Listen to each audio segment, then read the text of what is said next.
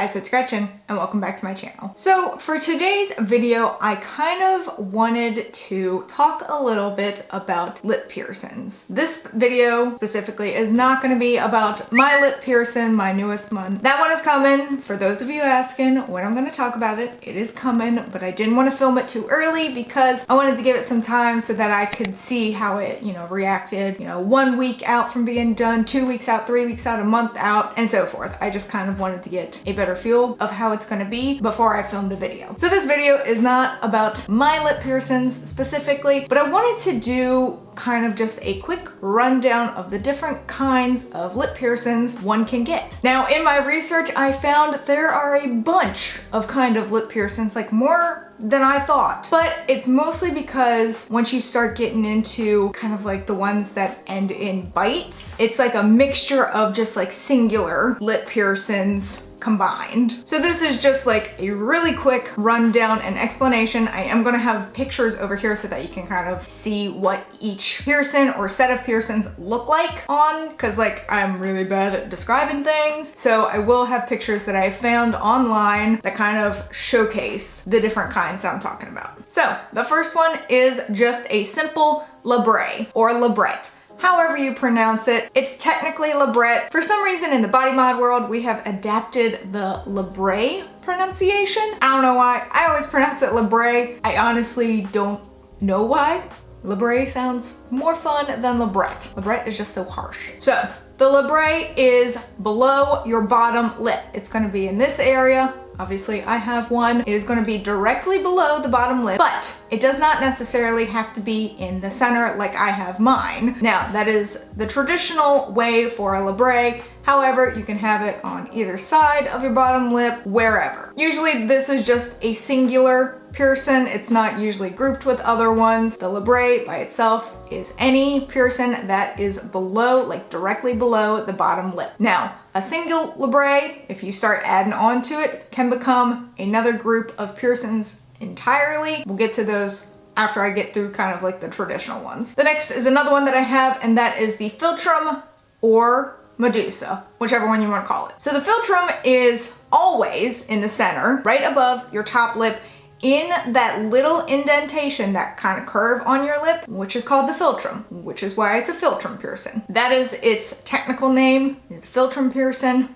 but most people tend to call it the Medusa piercing. It is directly above your top lip and it is below your septum, so it's in that little space right there. Some people's philtrums are actually too small for this piercing, so it kind of makes it difficult or it crowds the space. I am very glad that mine was not too small because I absolutely love this piercing so much. Sticking with above the top lip, we're gonna go to the Monroe next. So the Monroe is above the top lip, so it's up here, and it's over on the left-hand side. This is specific because over on the left-hand side is the Monroe, and over on the right-hand side is the Madonna. Now, the reason why it's specific, because Marilyn Monroe's beauty mark was over above her top lip on the left-hand side. So if you get this piercing over here, that is Monroe. Madonna is pretty much the same thing, except for it's over on the right-hand side. But they're the exact same. They're just above the top lip, not necessarily in line with the philtrum, but as long as it's in like this area, that's either the Monroe or the Madonna. So now we're gonna go back down to the bottom lip, and we're gonna talk about the vertical labret. So the vertical labret is a little bit different from just a regular labret in the sense that it goes through the bottom lip. So you'll see both ends of the jewelry, whereas like my philtrum or my labret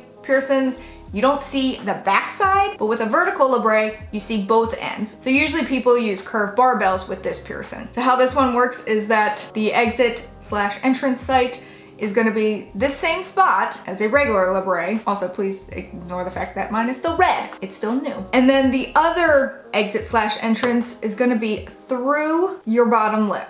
It's going to come through the lip. A lot of people said that I would look good with this one. I just didn't want to pierce anything through the actual lip part. So that's why I went with a regular labret as opposed to the vertical labret. I do like how a vertical labret looks. I just didn't want anything through the actual lip. But this one is a popular one. I know a lot of people have it and they absolutely love it. It's a preference thing. But again, most jewelry, I guess, would be curved barbell. I'm not sure what else you could potentially do. Maybe a hoop. I'd be terrified to do a hoop in that just because it's attached to the lip and I'd be afraid of that getting caught on anything. Along the lines of a vertical labret is also a horizontal labret. Now I did not realize that this was really a thing until I started doing some research, and unlike other lip piercings that I'm going to be talking about, a horizontal labret is considered a surface piercing. So vertical labret, obviously, you know, you have the jewelry above one another. With a horizontal labret, it's going to go entirely through the lip. So the jewelry is just in the lip. The reason why it's a surface piercing is because it's not going through anything else to anchor it in. So basically, the exit and the entrance for the jewelry for a horizontal labret is right here on the lip. And a horizontal labret, it's not gonna be on the top lip, much like the vertical labret, it's gonna be on the bottom lip and it's gonna be in the dead center. Next is the Ashley piercing. I love the look of the Ashley piercing, but it terrifies me. The Ashley piercing is kind of like a labret piercing, but it goes through the lip. You only see one end of the jewelry, much like the labret,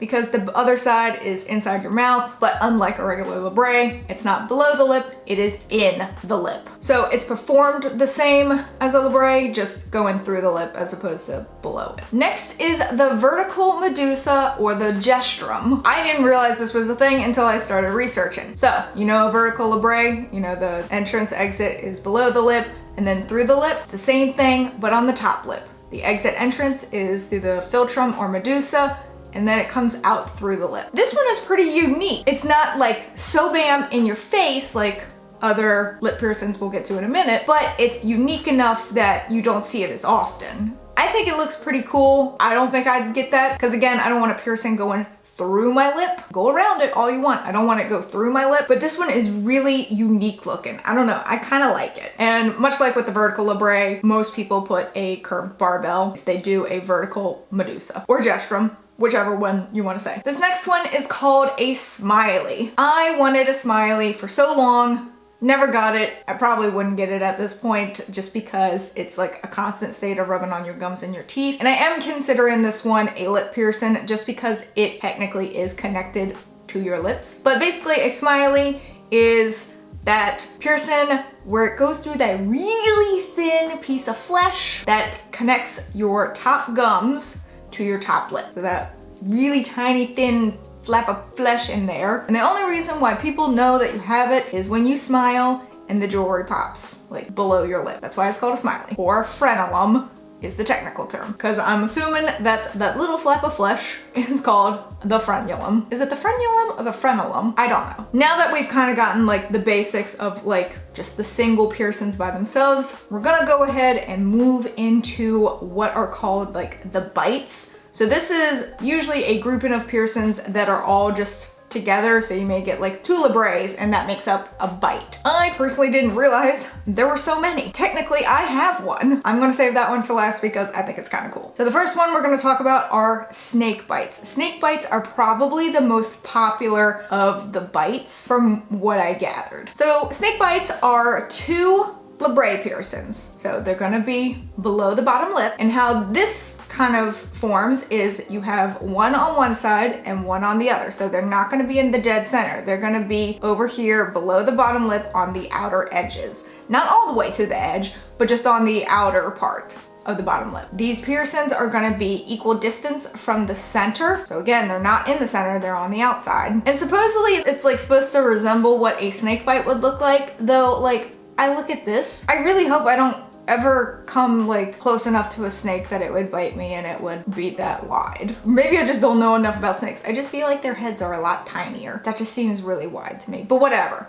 it's supposed to resemble a snake bite. I mean, I know there are snakes out there that have big heads like that, but like when I think of snakes and like ones that people own, I think of like the little cute ones that you like see on TikTok or something like that, and they're just like danger noodles. Except for those are usually the poisonous ones that people refer to, but really they're just kind of like cute noodles. Next, we have angel bites. So angel bites are gonna be above the top lip, and essentially what it is if you have both a Monroe piercing and a Madonna piercing. So it's just both of them together. So instead of just having either a Madonna or a Monroe piercing, you have both, and that is considered angel bites. I actually think that look is kind of cute. I don't think I'd get it done just because I do have my philtrum and I feel like that's a lot going on there up for me, but I think it's kind of a cute look. And again, it's located on either side of the philtrum, but it is not the philtrum. So on either side of the top lip, above the top lip. Next, we have dolphin bites. Now, dolphin bites I actually really like because they remind me of one of my favorite singers, David Draymond from the band Disturbed. He used to have